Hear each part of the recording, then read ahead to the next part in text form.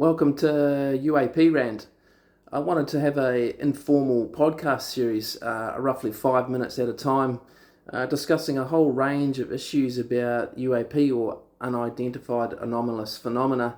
And this has come about because the last 6 or 7 years I've been heavily involved in research around UAP, from writing a science fiction novel series with a underlying plot that involves UAP or reverse engineered UFO technology, through to writing an autobiography on my life as an experiencer, and then that's coming out very shortly. And then next year, a book on the science of UAP as well. That's had several years of research behind it or effort put into that book as well.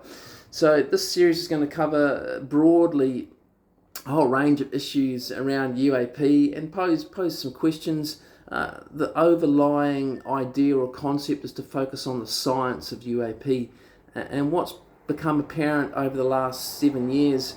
In trying to do this informal podcast series, a lot of thought has gone into our missing science, or the science of UAP that I think is missing from mainstream.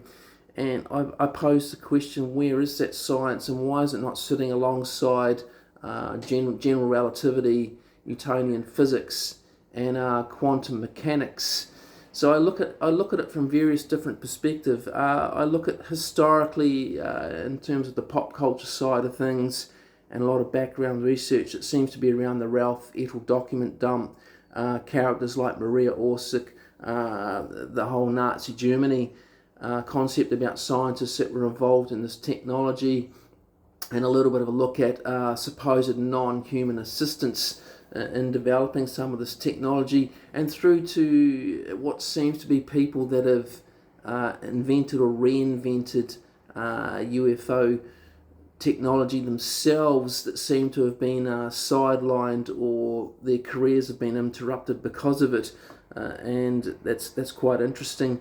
And then I also look at the other side of it, which is more the military-industrial complex side of things, and historical evidence for delving into that area and that science, and where it's gone and why it's not sitting there in the public domain and seems to be spread out or dispersed around the world through a number of different topics that seem unrelated to the layperson. But if you do enough research and start linking up the dots, you can start to see that there's an underlying science there that's either coveted or entirely missed or misunderstood.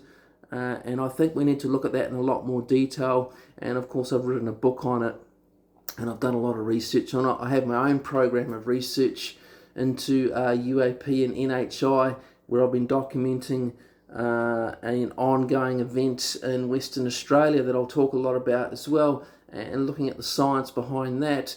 So this is all about the science. We're not talking about magic. We're not talking about religion or spirituality, although there is a spiritual side to a lot of this, I think, in terms of consciousness, or the rise of consciousness and understanding the higher self and connecting to the phenomenon. And I would say there is a science to that too, and that science of consciousness is also linked to the science of UAP. So there's some very interesting topics scientifically around all that as well. Of course, I think it's all part of the same thing, whether you talk about spirituality, science, and religion. Perhaps religion is just science that is not understood, and the same goes for spirituality. These form a triangle of understanding that has perhaps been separated by us when it shouldn't have.